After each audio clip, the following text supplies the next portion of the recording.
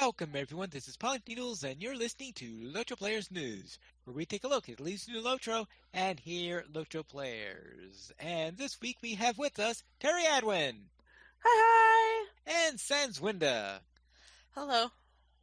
Hello everyone, and let us head into the news for this week, where we had another little patch.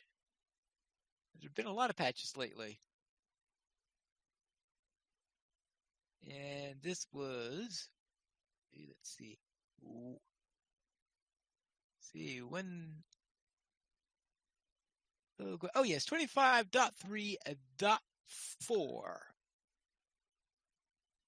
And here we had in the items, the White Company Quartermaster in Estodolan now offers sealed Ithil relics in exchange for sigils of Imlad Ithil. Once you have reached the honored status with the White Company, note that more powerful relics will become available as the Minas Morgul in the Minas Morgul instances, and the Hootbolt class set armor has been increased from item level 97 to item level 123 to bring it into modern stat standards for level 85 gear. I'm sure that the people in the Legendary server are going to be happy about that one. And as for quests and adventure areas, the Ill Omen Skirmish event is now available through March 18th, and Netta Pinleaf has several new cosmetic items available for barter with you for tokens of Ill Omens, including 3 new cosmetic pets and a new consumable item that releases bats. Completing the daily event quest 12 times will give you a powerful essence as well. So 3 new cosmetic pets. Now, one of them is a horn. That's the only one I remember because I know that there are 3 of them, but the horn is the one that stuck out in my mind. We might run into some information about that later on. And the incomparable one's a bracelet. raven, one's a like a tattered Kraban or something like that. Well, the Kraban was from last year. See, couldn't remember what the rewards were for last year, so I didn't know which ones are new or which ones are old. I didn't get them last year. All I was interested in was the cloak, and they didn't do a new cosmetic, so right. I'm not doing it. Guess who's not doing Illomans? Let's see. If I remember correctly, there was the yellow beetle is from last year, the Kraban is from last year, and the goat is from last year. So the other 3 would be new. The incomparable bracelet and chest gear drops from tiers 4 and 5, but the halls of black lore and the houses of lamentation now properly drop at item level 418 on tier 4 and item level 419 on tier 5. The Minas Morgul instance bosses can no longer receive scion buffs, and the landscape adjustment has been made in the Ease of Fangorn and Idwar's Vale to allow players in the legendary servers to complete certain quests. They adjusted the borders there so that the Ease of Fangorn so that the quest will only take you into the Ease of Fangorn area and not into West Rohan areas that will cause you to be teleported out before you finish your quest, which is a little bit of a problem. And that is it for that particular update. But of course, we also had another Bulwerer build.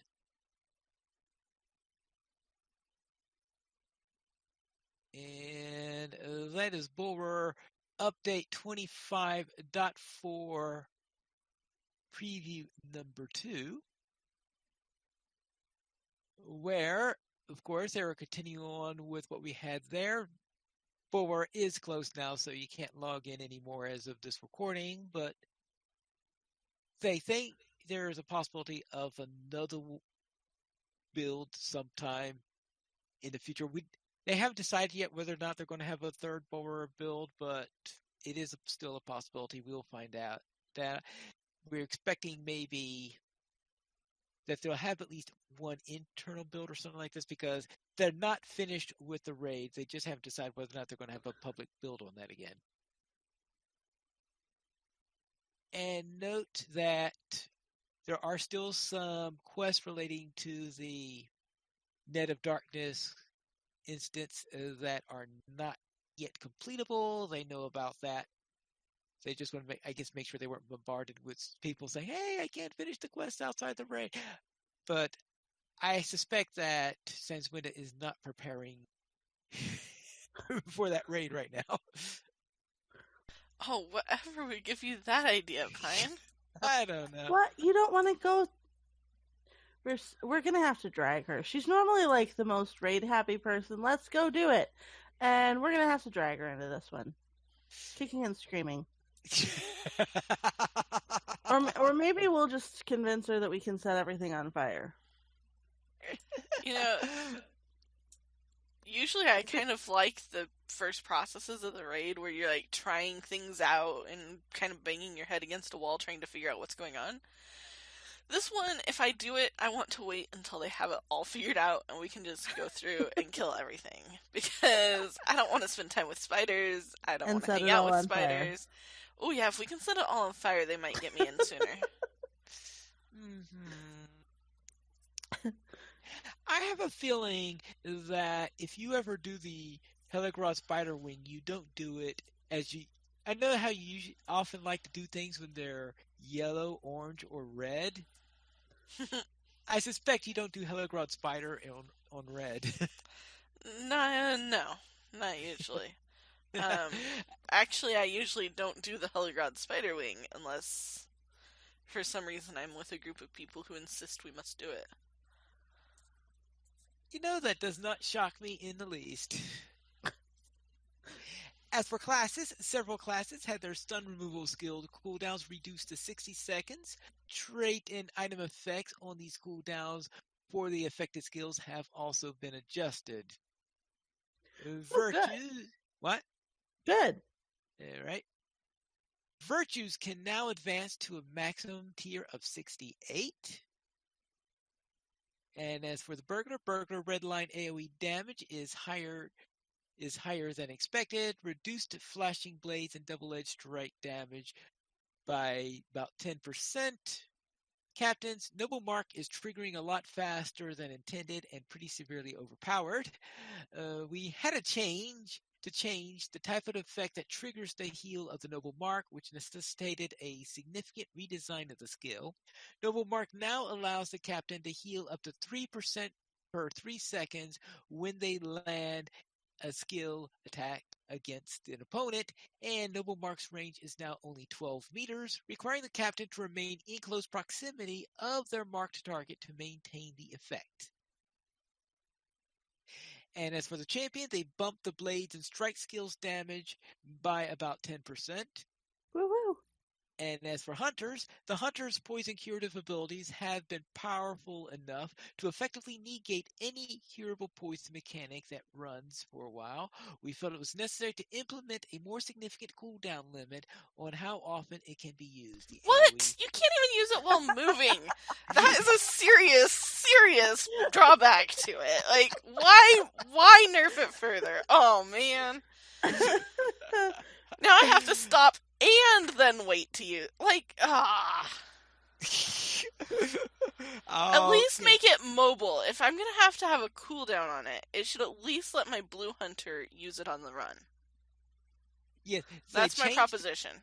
Let me run. Yes. Even then, there's a cooldown, and then I don't have to stand still, and I could live with that. But both, that seems a bit much. The cooldown went from 10 seconds to 45 seconds. Youch! I mean, doubling the cooldown's one thing, but man! And you have to stand still? Well, Ouch. They don't say anything about that. And the single target cure now has a cooldown from 0 seconds to 5 seconds. And they tweaked the hunter. I guess that's okay. Yeah, they tweaked the hunter direct damage up slightly across the board to help compensate for the reduced utility.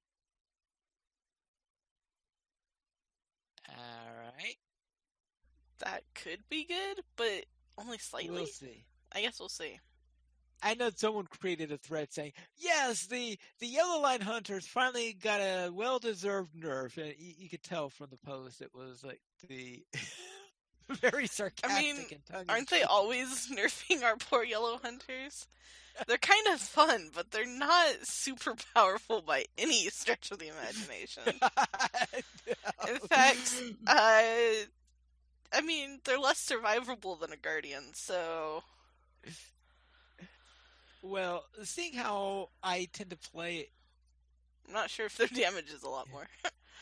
Seeing how I play a yellow hunter, I know they're not exactly super powerful, but then any character in my hands is not super powerful, so...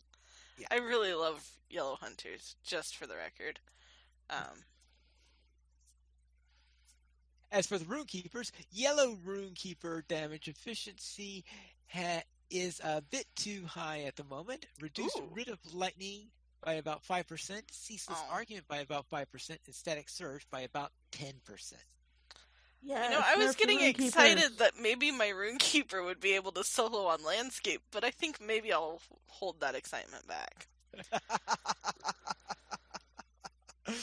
Waiting for the nerf for the bears. Waiting for the nerf of the... Yeah. They didn't nerf the bears. Notice they of did all the not classes, nerf the bears. They did not nerf the bears. The class that actually needs a nerf.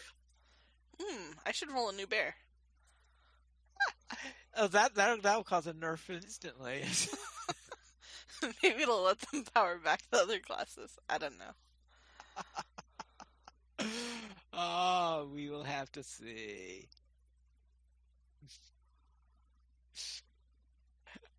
Oh, because Berendis was thinking of concerning Runekeepers is that used Runekeeper to set the webs in the raid on fire. Yeah, they'd work probably in a raid. It's when they're solo that they're really, really, really, really squishy for me. They are extremely squishy. Yeah, well, you've got a point there. It takes some high damage and ability to move, yellow line, to really get through a few things, so... All right. Well, we'll see if any of this changes before it goes live. Because remember, I'm right now reading the Bull Roar. This is Bull Roar, so it could change. It could get a lot worse, guys. It could get worse. Well, there is that too. As for items, Glimmering Ithel Relics are now available in Minas Morgul instances at all group sizes and difficulties. Cool. New flooring carpets for houses can be purchased at Rolf Bracegirdle, Bill Twiggins, and Galliana Squib. Sounds cool. Now, have they had any carpeted floors before? Not really. I don't think so. I remember wooden floors and tiled floors and lava floors and money floors. I still like the lava floor. Now, I noticed that the Rohan, one of the brokers that are in the Isengard, they have grass floors. I saw that. It could be, maybe they're intending to have ground cover for the exterior, perhaps, because so that you could set the type of grass you want. That would be cool. I didn't see any floor hooks for outside, though. Oh, well, that sort of kills that hypothesis. Though they also said they weren't done the last time that I saw. So. That's true. True, there is. And there are... I mean, I guess you wouldn't really have grass growing in a barn either, though. So maybe there's like a greenhouse somewhere? You do in the Minas Tirith stables. Well, yeah. True. Yes, they do have that. And do they have an open roof for those, perhaps? Yeah. So it's a bit of a courtyard there? In Minas Tirith, yes. Yeah. I didn't see that in the Rohan barns, though. Nah, barns usually don't. Well, so the question is, they might have, for example, they might decide to add flooring hooks for paddocks or something like that if they've got any. Ah, that would be cool. Yeah. We have to see. As for also, Raid Armor, still working on a few remaining ones and stat assignments names, and they're just talking about various things that fix into Raid Armor. I'm sure they're going to be tweaking that again more, so I'm not going to go too much into that. Crafting. Change to optional crafting ingredients. More than one optional ingredient can now be used at a time. If multiple optional ingredients are checked, one of each ingredient checked will be consumed upon the recipe execution. And introducing universe. Yeah. Sorry. I was just looking at the multiple optional ingredients. That's interesting. That's all. Yeah, because there's one because I don't think I've ever seen anything that had more than one optional ingredient. Yeah. I don't think I have either, which is why I was chuckling. And then realizing, like, maybe there's, like, new ingredients or new guild things. I'm not sure. I don't But know, that's still that's interesting. That's scary more than anything else, if you ask me. But does that mean, like, you could still, like, have only one optional ingredient used and produce the same chance of crit? Or do you have to have two ingredients to have the chance of crit? This is going to be something we'll have to check, because if they're optional, then you'd want to make sure you only check one. But if you have to use both, then I guess it's good it only takes one of each. So, I don't know how to read this, but that's interesting. Yeah, that is interesting and scary. And also introducing universal optional ingredients. Here's the next area. This optional ingredient can be used when crafting recipes to guarantee a critical success. Universal optional ingredients will now be awarded for completing certain quests during spring, anniversaries, summer, harvest mats, and Yule festivals. And universal optional crafting ingredients. Starting at level 20, players can use universal optional crafting ingredients for completing tasks each week. That's kind of cool. Okay. Maybe. I'm interested. All right. So it's something. So it's a festival item. So maybe that's what they're talking about then. In that previous, that sounds I guess we will find that out. That means I'm expecting that to come out for the. That means that they're expecting the raid to be out in time for the anniversary, or for the Spring Fest, whichever one of those comes first. I think lately the Spring Festival has been coming up first. I know in the past it used to be the other way around. So we'll see. Yeah, but they changed it up year before last, I think. Because the anniversary comes so late. Yeah. And they fixed some tooltips for inaccessible stable routes. And of course, there are a couple of things that say preview only, which I'm not going to worry about. So those are the release notes for this week. So let's head out into the LOTRO Beacon, number 149. And on top of it, I will presume that this is in some sort of Minas Morgul dungeon. Looks like a good fight. Yeah, I'm not too sure which fight that is, so how much I am. Oh, actually, looks kind of like a familiar opponent. If it's is that Skorgrim? I think it is.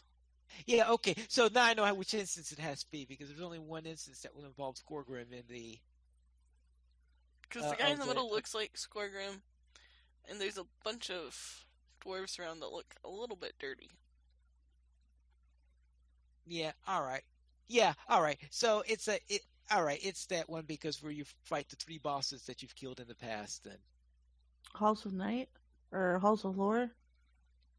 Is that? Yeah, that's the problem. Is I had forgotten which one did that, but I would have to go and actually do those instances so that I can. Like, I'm going to get time to do that with the Aloman Skirmish thing up right now. I mean, you can skip the Aloman Skirmish thing, fine. There's no new cosmetics, so. Well, Anding was streaming it the other night, and I happened to catch it a little bit. Okay. As for the community spotlights, Deca Malou heads into Bulwer for an early look at the Rohan housing. And Russian-speaking and reading players have put together a website that translates much of our news, release notes, and more. And the Hope Play slow, heavy music on, well, that was yesterday or today, so that's obviously done. So let's head into our weekly comment. The question is, what is also an ill omen?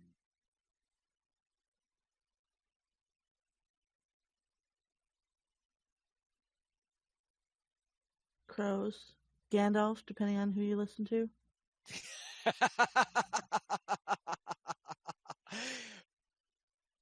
A few minutes ago, I would have said that the big ill omen was the whole thing about the universal crafting ingredients before I saw what they were talking about. I'm pretty sure an ill omen is like that split second realization that you're about to run off the cliff, that like glimpse of the cliff there. Or like somebody running at you with a string of mobs. Well, that's that you weren't expecting. That's usually a disaster, while an ill omen is a portent of a future disaster. Oh, like, Though an ill omen would be the announcing that something that you really want is only available through the Shelob layer. Finish the Shelob raid and get the ability to cast Cure Poison on the run. That would be horrible. Mary Rose Morningstar says, Holly Hornblower's pies are ill omens, portents of things to come, like the outhouse. Yes, so very true. And Dorlin says, Festival, bigger sigh, dies, now crafting components, only available for festivals? Really? Well, fortune arrows are optional crafting things, but they're probably very powerful optional crafting things. So. They appear to be pretty powerful, but at the same time, we don't have to spend LOTRO points for them, it looks like. So that's good. Well, there is that. We'll see how many festival tokens they cost in order to use.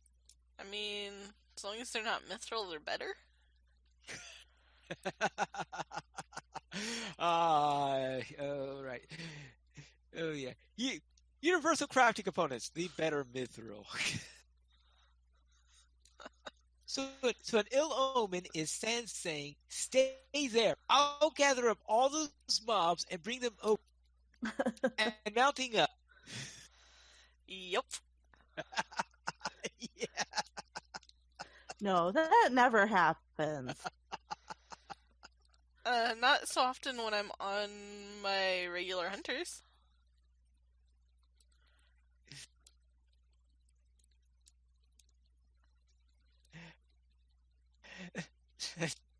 Let's head to the fan site news, where last week we partied like Bill.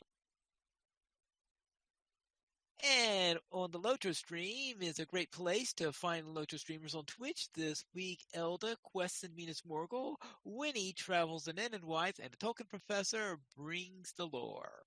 And on Twitch,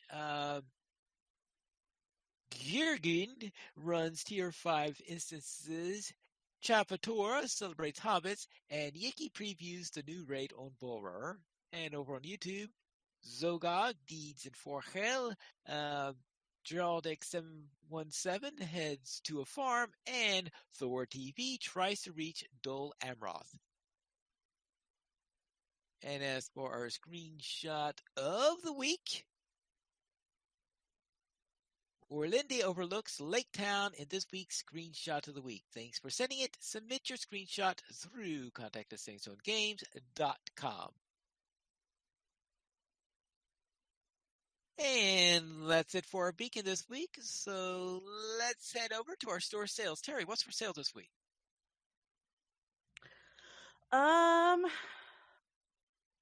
Well, we have LOTRO bonus days bringing us a plus 25% skirmish mark boost now through February 23rd.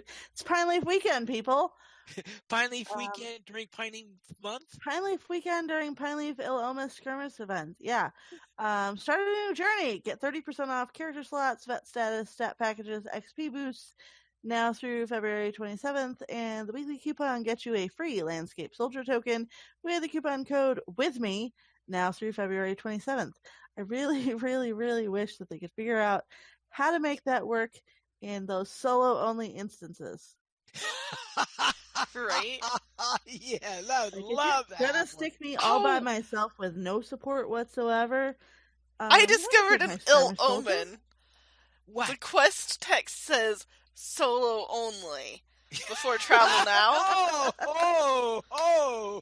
You are right. Because that pretty much always means we have to go fight something. That is so funny because we didn't really talk about it, but we were joking when we were going through the Black Book stuff that every time we came up to an instance, if it let us go together, it basically meant that there was no fighting. So when it got to the solo only instance, oh, yep, there's got to be fighting. And yep, sure enough, there was fighting. It's like, really? Seriously? Right? Like, story by myself would be fine, but fighting sometimes is a lot better with friends. Like, especially if you're on a squishy character. Especially if you're on a squishy character. My roomkeeper is still not looking forward to that. I'm totally dragging my feet on it.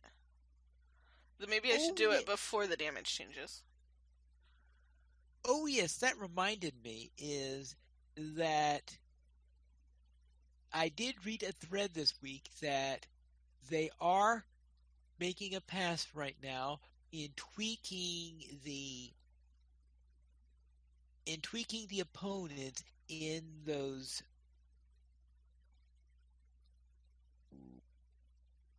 session plays. Yes, in those session plays. Session plays? Yeah. That's good for the session plays. Yeah, it doesn't really help the rest of the solo only. I know, it doesn't help the rest of the solo instances. But the session plays, they are tweaking those a little bit, which is... That'll be good. Good. That'll be very good. And that'd be very good. So the slugs aren't going to be as tedious to kill as they used to be. Oh my god. That's the worst session play ever. I thought it was kind of funny. It's still the worst session play ever. In the entire story, all of the good stuff that you get to session play, and your very first session play, unless you happen to accidentally turn yourself into a level 1 chicken, your very first session play that you encounter is being an Angmarim. Why? I've always questioned that as a story choice. Yeah, there is that.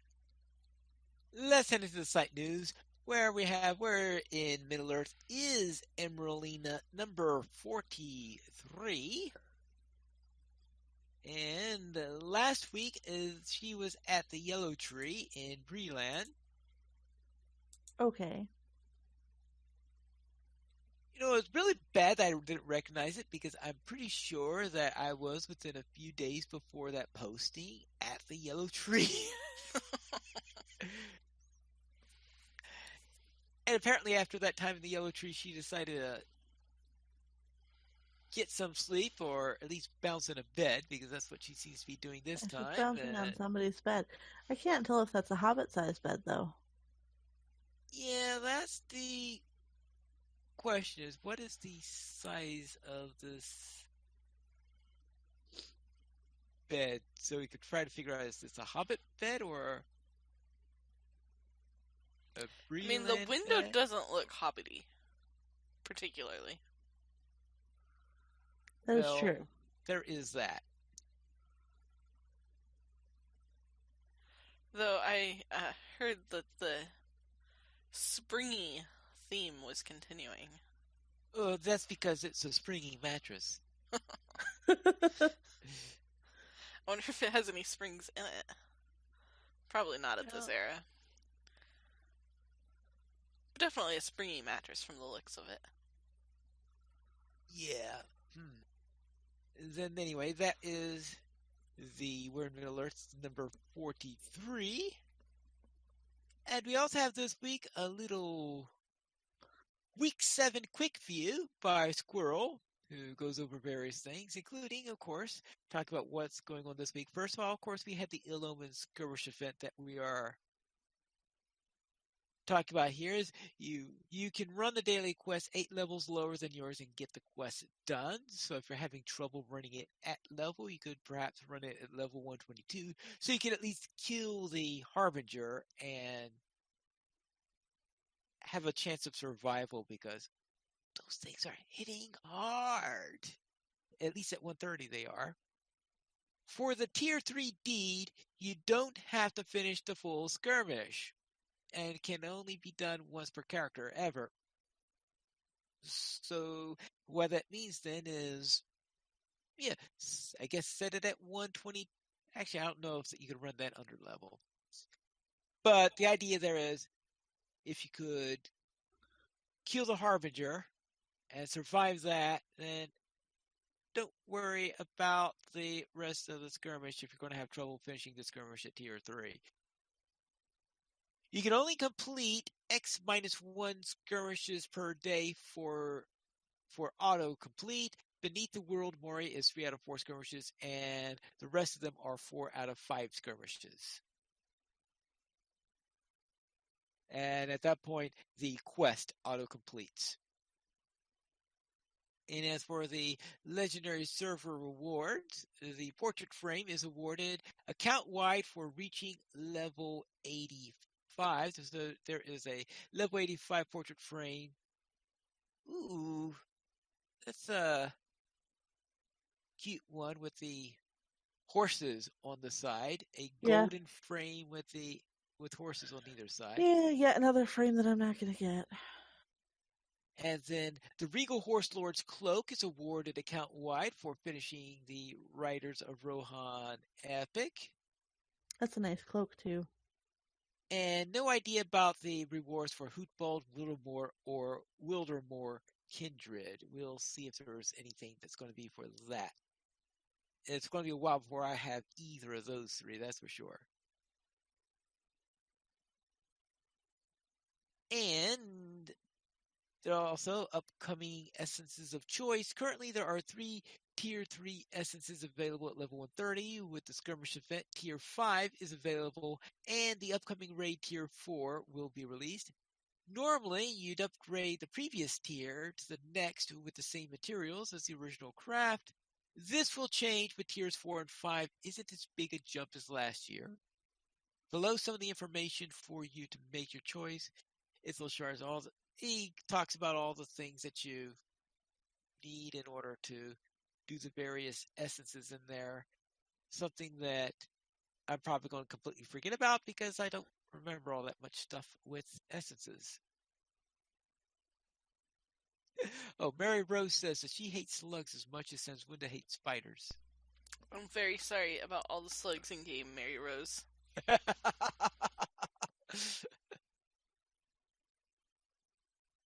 I'll trade you, though. I'll go kill them if you'll go kill the spiders. There you go. And let's see.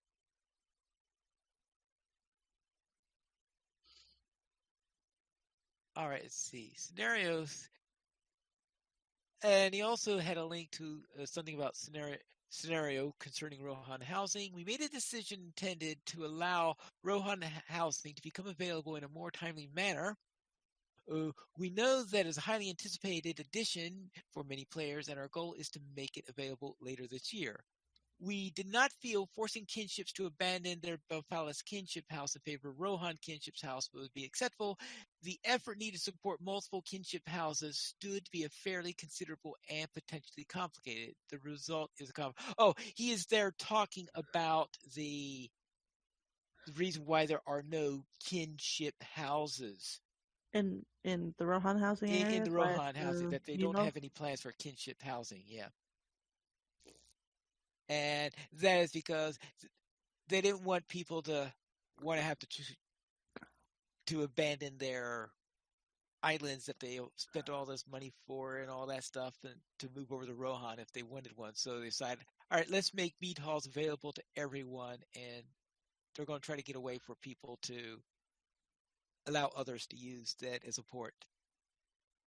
We'll see how that works and what their timing on it is. All right, now here's a new player question. Sans, what's this question? What is a session play? Why do the mobs need revamped? A session play. Yeah. This, I mean, for those who haven't accidentally become chickens yet, or maybe those who have and wonder what happened to them. yes, a session play is where you take on the role of another character. Actually, there are things you could be other than chickens before that session play, because there is also a Rohan horse thing.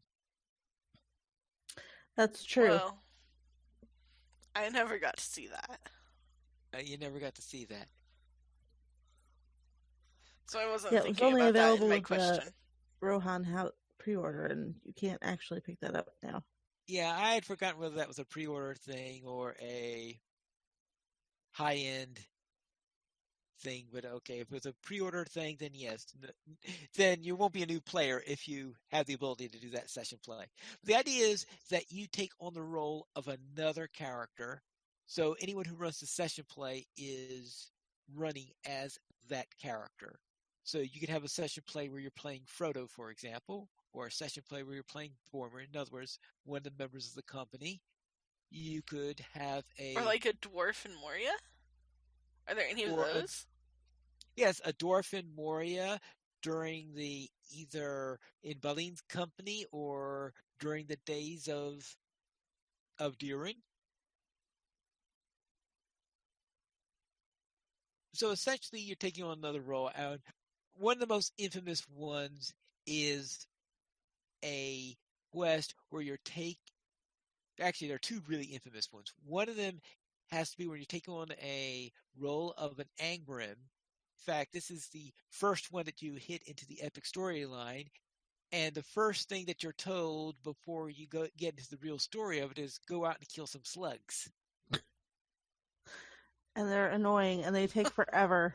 Yeah, and there are two problems. There's one, the slugs have over the years, because they've been making mobs more and more powerful, and the mobs have been picking up. It was annoying enough at the beginning, but now the mobs are getting more and more powerful, and things are costing more and more. And now you have virtually no power. You're running out of power in order to be able to kill them or anything like. So you run out of power like as fast as an NPC. Wasn't there a recent patch where they made it so that session play skills didn't cost power? Maybe? I feel like I read that in patch notes at some point. It's possible. Because I remember being really excited about it when I saw it. If they didn't, they should. I would have to check, because unfortunately I haven't. I'm trying to think of session play I did that was heavy in combat recently since then, because I mean the most combat I had in a recent session play was Boromir attacking Frodo. So it's like you don't really use those skills. I mean, one of my most recent session plays involved having one skill called murder, so I didn't really use it much either. Right. I'd have to go back and do a more combat-oriented one to see that, but... Right, so we'll have to see on that. So the last time I did that, power was still an issue, but you're still pathetically weak, and you're taking forever to kill those slugs. So what they did is they decided to tone down the enemy. Now, of course, this was I think it's not even Bull Roarer yet, is what I talk about. This is something that was announced after the Bull Roarer. So I have no idea if it's going to get in time for the raid or anything like that. Though, I noticed that they changed the, which one was it? We Cannot Get Out. And the last change that I played through on that was pretty awesome. I felt very heroic.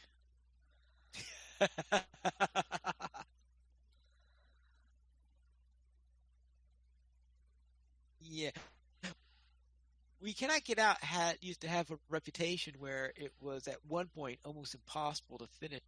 Yeah, it was broken at one point. Well, and then they fixed it, and then it got broken again because I had run it successfully several times, and then I got a new character there, and they had just revamped all the damage in the area, and I was like, yeah, can't kill anything anymore. This isn't working.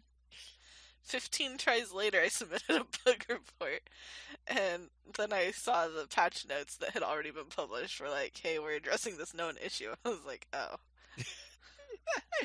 Oh, well. Oh, Guarenda says that she's so disappointed that when you're playing Golem, you can't use that murder skill. It's terrifying to think of how much damage he can do. Right?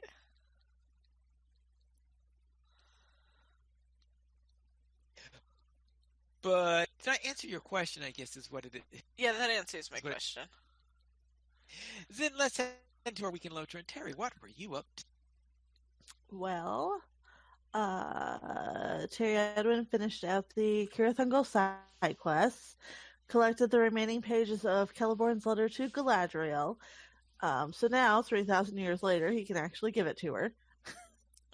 Man, we make jokes about Hobbit posts, Shire posts, because you have to restore the Shire posts if you're doing the Shire quest. But your postal service has got to be really bad if your letter goes missing for 3,000 years and is scattered across the Morgul Vale. And so some random adventurer comes handing you pages, and it's like, oh yeah, I totally forgot I even wrote this. Oh yes, yes. Oh sorry. Oh boy, my wife is certainly getting this one late. Oh yeah, I expected that 3 days ago. I mean, like 3,000 years ago. Well, like Miranda says, but elves have nothing but time, and that's true because in their mind, it's probably only been a couple of hours. So. I know I put that down somewhere. Just a few minutes ago. And then Sarissa left Pelargir to venture closer to not Minas Tirith still. She's in, I think it's Lossarnak, which was a weird intermediate zone that I sort of kind of vaguely remember. And the voices are still really jarring to me because you can talk to an NPC multiple times and they will have a different voice every time you talk to them. And it's really, really strange. And I really wish they'd fix it. I know I filed a bug report about it back when it first went through to Terry because it was just so bizarre. Yeah, so I'm pretty sure it's Lossarnak. Or maybe it's anyway, so it's east of Pelargir, but not Minas Tirith. And I think I said last week we were going north to Osgiliath. We're actually going south to Osgiliath. But I'm not there yet. Because I still have to. I cleared out the crossing and found all the Haradrim fighting some undead, and went back and talked to somebody, and they want me to go way, way, way, way, way south to cross over to South Athelion. Yay! And then I know the story will get really interesting again because then you go looking for Faramir because Faramir's like disappeared. Spoiler-ish, except it's been out. It's been out for like 4 years now, so I don't know how much of a spoiler it really is. And then I ran around on my Hunter Celerio with a friend, and we finished out Volume 1, Book 2, a little under level still, which it's a pair of hunters, so everything dies. Doesn't matter if it's orange or yellow or red. As long as it's not purple, we can kill it. And so we headed to the North Downs. And are going to have fun running around in the North Downs until we stop having fun and go to the Troshas. So, yeah, that was my week. Sans, how about you? My week was pretty good. I killed lots of spiders with Terry and Pineleaf and helped my new most favorite elf. And hopefully the spiders will stay dead and I don't have to go back and visit them. And I killed lots of whites with Maven and Nitesh. And that was a lot of fun. There's a very big spider. Yeah, we don't talk about her. we totally locked her up behind those, what were they, Gilglare? Yeah, we're totally gonna be fine. It's gonna kill her, just slowly. Okay. Or, I'll just, like, secretly set fire to everything. Don't come looking to me if Kirith Ungle burns. The note will say, not at home. And, yeah, then killed lots of whites with Maven and Natesh running around in Minas Morgul. That was pretty fun. Got lots of scholar mats, too, so that was cool to be in a place where I could collect that. And then chased off some level 123 mobs in a level 105 area while questing with Guarendes, which was also kind of exciting. I know Terry didn't do the herbalist quests, but there's an herbalist quest that tells you to go destroy the noisome flowers near Morgul, the Morgul Vale entrance, for Gandalf, because, yeah, Gandalf likes to send you to do things like that. And it's not like he's gonna do it himself, right? And I remember doing it with Maven when it first came out, and I mean, occasionally it was a little bit difficult, but it wasn't very hard. So I was like, well, why is it causing problems now? Like, what in the world could be happening? And Gordon is like, well, there's purple mobs all over here. I was like, but it's a 105 area. That was level cap. Like, they should all be less than white because you're over 105. Like, it should be green probably right now. And, so I went over to investigate, and there were level 123 wargs prowling around on top of the flowers, and level 123, the purple-white things, that are kind of like the Limrafen, but they're purple, floating over the tops of the flowers, and, the crawlers that are normally yellow taking exception to underlevel characters. I was like, oh man. The Gloomcookies. Yes. Gloom cookies. I'm pretty sure they're not actually cookies, but yeah, the Gloomcookies were definitely like floating over the flowers, and I was like, this is clearly a 105 level area with level 105 quests, and these are level 123 mobs. That's problematic. So, a couple spilled over from Minas Morgul, apparently. Yeah, there were like 6 of them. It was a very perilous quest, so I chased them off, and we completed the quest. And then we went questing in the wastes where it was a lot safer. So, Pineleaf, how was your week? All right, I'll begin with my honor warden, who studied the properties of glowing weapons near Mansig's camp. Because what happened is I had gotten, I believe it was I think I have a Numenorian Uruk Slayer as my title and my weapon. And I had totally forgotten that that because it's an Uruk Slayer, it glows when it's near an orc. Because at first I was wondering, what's this bluish glow? Because this is the first time in a while that I've been in the area of an orc since I've got the thing, and I'd say, oh, what's this bluish light that's in the area? Then I figure, oh, no, so that's why that happens. God. So you just explained a big mystery, Pineleaf. I'm totally going back to check this later. Thank you. Yeah, because I was at the Argonauts where you have those Uruks coming in and out. Uh-huh. So of course, whenever the Uruk was in the area, it was glowing. Whenever the Uruk moves away, it wasn't. And when I got to Mansig's camp, then, whenever I start seeing a blue glow, I know, an orc's in the area. So, orc or an Uruk would be in the area, so I was going to attack it to scare it away from Mansig's camp. And now I'm at the Parth Galat's head, so I'm there, of course. Orcs all over the place, and I know when they're encroaching on the camp because my weapon starts to glow. And it's usually the first sign I have because I'm usually paying attention to a quest giver or something like that. But okay, orc in the area.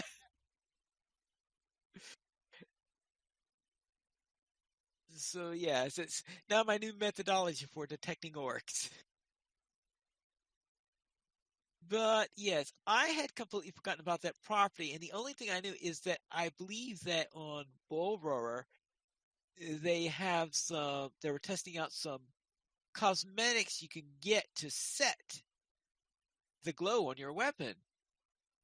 And I had so I thought that this was an upcoming feature, but oh no, apparently glowing weapons are already a thing. These are just auras that are on Bullroar, right? No, I'm talking about an honor. Oh no, the cosmetic auras, that's on That's the one yeah, on Bullroar. but right. You have But like the live weapon yeah, but if title you but if you effect. get a live weapon title, the title effects on the weapons, those are definitely on live because I was seeing this on Honor. And then during Friday Night Fights, we learned that Dananglore is deadlier than ever. We went to Dananglore, and I Well, that think was it your was first mistake. it was there were Mirkwood skirmishes were the ill omens last night. So we thought, oh, let's go and kill some harbingers. So we went into there and said, okay, we'll start with Dananglore. And we were running it at 1:30. How many people? We had 6. We had 5 130s and no, actually, I think it was 4 130s, a 129, and a 112, maybe. Ouch. And we go into there, and our first set of mobs, I believe, were light bulbs and candles. And those candles, now there is a reflect on the candles, but it looks like that even on top of that, their aura is just like sapping us so quickly. It's ridiculous. Tactical damage and auras and stuff like this is, I don't know. My opinion is a little bit too tough. And I think there was something in the Bullroarer notes they were talking about wanting to reduce tactical mitigations. What? Ouch. At least in the armor sets. Actually, I think it's reducing the tactical mitigations of the armor sets or something like this. I think, what my tactical mitigation almost already feels like it's 0. It's like it's having to sap to death. Especially when I'm going against those harbingers. Those harbingers are deadly at level cap.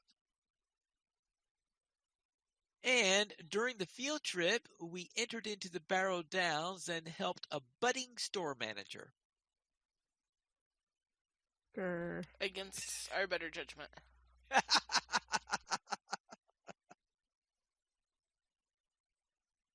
Yes. And as for news beyond LOTRO, the Shadow Pass expansion for the Lord of the Rings Journeys in Middle-earth has been announced and will soon be available. This expansion will include new enemies, terrain, items, as well as unlocking an all-new campaign with 13 scenarios. The game box comes with 5 hero miniatures, 25 enemy miniatures, 20 map tiles, terrain, items, and titles. The Shadow Pass is set for retail for $79.99. Look for it at your local FLGS or online retailers. $80 for good grief. Oh boy. And I think Gimli's supposed to be one of the heroes in that one. Oh yes, players can embark on the adventure of Shadow's Path with all new heroes. Oh no, it's Gandalf and Arwen are 2 of the new heroes. Whee! So with the dwarf on there, maybe Gimli is also there. I would have to find out more about that. And that is the Shadows Path for the Lord of the Rings Journeys in Middle-earth. I haven't gotten to the original campaign yet. We currently have 14 supporters on Patreon. If you'd like to join this illustrious raid of players and help support LOTRO players, simply go to the donations page where you can support the Players Alliance on Patreon. There you'll find rewards, including a mention on a podcast, your choice, or be guest with us for an episode of LOTRO Players News. And we have an email, a comment. We have a featured comment from Kyle Brady on the Shelob Snack episode. And Sans, what was this all about? Kelbrati says, "Dwarves are natural-born sprinters." Reference to the Guardian sprinting ability. And that made me think, if we've got this bigger time out for our Purge Poison, hunters should be able to use the combat run speed boosts in combat while our leafy feet are toggled on. I like this plan. We should use Purge Poison on the move and be able to use combat run speed boosts. It's not like our leafy feet are active in combat anyway. Okay, I see what you mean, because the leafy feet suppresses the combat speed boost. Yeah. That is. Leafy feet won't let you use combat speed boost, but leafy feet also doesn't give you any speed boost while you're in combat. Yeah, there is that. Your normal speed when you're fighting. Or slowed down speed, because I don't think you can even run at normal speed when you're fighting, but... Yeah. I never quite understood that line from the movies, considering that anything I could think about for dwarves,